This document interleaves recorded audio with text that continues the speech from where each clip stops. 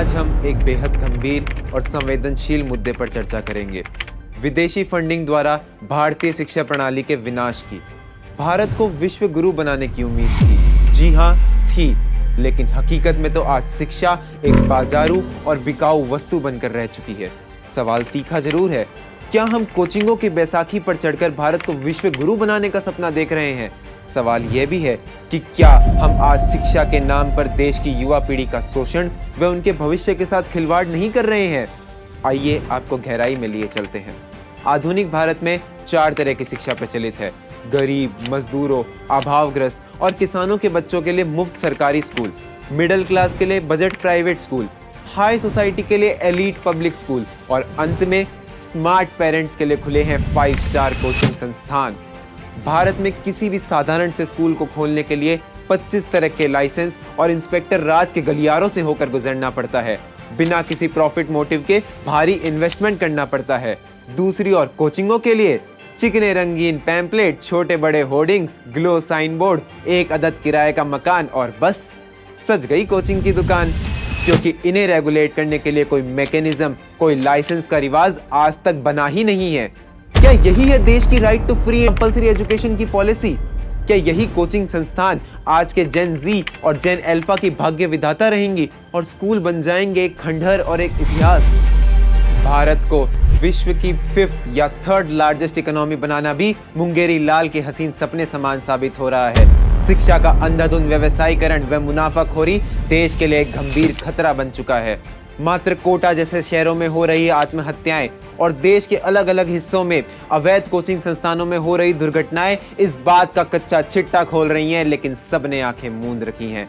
हाल ही में स्वतंत्रता का अमृत महोत्सव बना चुके भारत में एक बार फिर ईस्ट इंडिया कंपनी की तर्ज पर विदेशी फंडिंग द्वारा देशी शिक्षा गरीब की पहुंच से बहुत दूर आम से खास वस्तु बन चुकी है और गुलाम हो चुकी है इन विदेशी फंड मैनेजर्स की। कोचिंग संस्थानों की गरजती धाक अब टियर 2 व टियर 3 शहरों तक पहुंच चुकी हैं। ये संस्थान पहले केवल 12वीं पास सिलेक्शन योग्य छात्रों को ही शिक्षा प्रदान करते थे, परंतु अब ये प्रॉफिट के भूखे कोचिंग माफिया 6ठी कक्षा से ही इन्हें आज ही जबरदस्ती डॉक्टर व इंजीनियर बनाने पर तुले हुए हैं। यह सिस्टम बैकडोर से समानांतर स्कूलें चलाने का है और पूर्णतया गैर कानूनी भी है। आज का छात्र स्कूलों में तो नाम मात्र की फीस देकर फर्जी हाजिरी करवाता है और कोचिंगों को मोटी फीस देता है, जिसका मोटा मुनाफा विदेशों में बैठे फंड मैनेजर्स कमा रहे हैं और बच्चों में झूठ, फरेब और फर्जीवाड़े की शुरुआत यहीं से हो जा रही है। शिक्षा का व्यवसायीकरण व मुनाफाखोरी संविधान के अनुच्छेद 19(1) जी के खिलाफ है, लेकिन इन कोचिंग संस्थानों ने तो संविधान को खूंटी पर लटका दिया है। केंद्र सरकार और राज्य सरकारें भी 18% जीएसटी और इनकम टैक्स वसूल कर खुश हैं। शिक्षा जिसे फ्री में प्रदान करना हर सरकार का संवैधानिक दायित्व है, उसी शिक्षा का व्यवसायीकरण कर ये कोचिंगें सरकार के खजाने भी भर रही हैं और तथाकथित रूप से ऊपरी मलाई भी परोस रही हैं और मीडिया भी मुनाफे के माध्यम से इस व्यवसायीकरण में बराबर का बटाईदार है। नीति निर्माता छोड़िए जनाब, वे तो गहरी नींद में सो रहे हैं। सिस्टम ही ऐसा बन चुका है जिसमें छात्र प्रतियोगी परीक्षाओं में कोचिंगों को मोटी फीस दिए बिना सफल ही नहीं हो सकता है।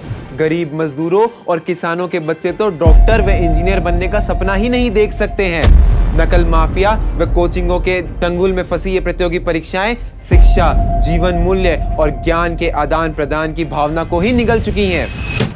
चूंकि स्कूलों में जो पढ़ाया जाता है वो तो प्रतियोगी परीक्षाओं में पूछा ही नहीं जाता और जो सवाल कॉम्पिटिटिव एग्जाम में पूछे जा रहे हैं वो तो केवल कोचिंग ही पढ़ा रहे हैं।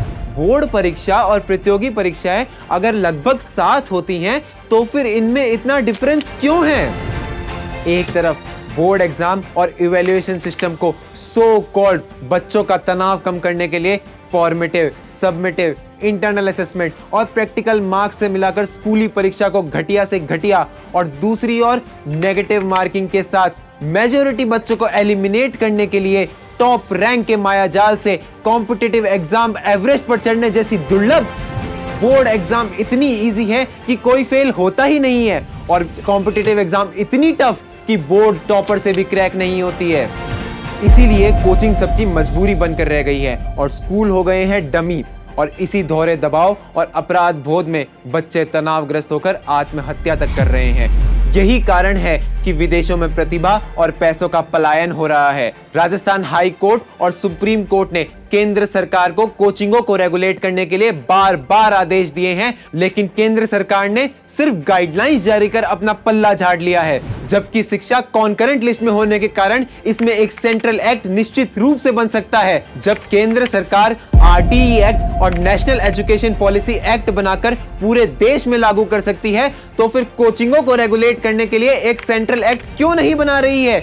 राज्य सरकार के मत्थे मरने का पाप क्यों कर रही है?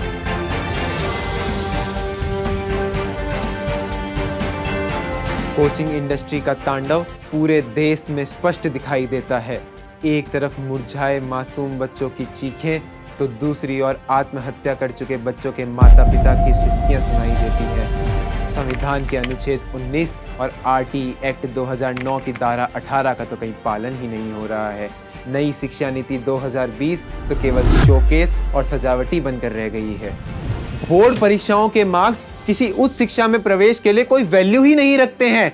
केवल नीट, जेईई और सीयूईटी आदि के स्कोर के आधार पर ही एडमिशन हो रहे हैं। कोचिंग माफिया और मीडिया मिलकर देश का ब्रेन वॉश कर रहे हैं। ऐसा नैरेटिव फैलाया जा रहा है कि ज्ञान, संस्कार, टॉप रैंक और क्वालिटी शिक्षा तो सिर्फ कोचिंगों में ही मिलती है। स्कूल वालों को तो पढ़ाना ही नहीं आता है। स्कूल के टीचर्स किसी काम के ही नहीं है। तो सार ये है कि जब तक कोचिंग संस्थानों को रेगुलेट करने के लिए कोई कठोर कानून बनाकर धरातल पर लागू नहीं किया जाता, बोर्ड परीक्षाओं को प्रतियोगी परीक्षाओं के समकक्ष उच्च स्तरीय नहीं बनाया जाता और बोर्ड परीक्षाओं का वेटेज कम से कम 50% निश्चित नहीं किया जाता, तब तक कुछ होने जाने वाला नहीं है। कुछ यक्ष प्रश्न। क्या कोचिंग संस्थान Rajasthan high court, supreme court, राज्य सरकार, केंद्र सरकार, आरटीई, एनईपी 2020 संविधान के ऊपर भी कोई सुपर पावर है? क्या डॉक्टर और इंजीनियरिंग के अलावा दुनिया में कोई करियर बचा ही नहीं है?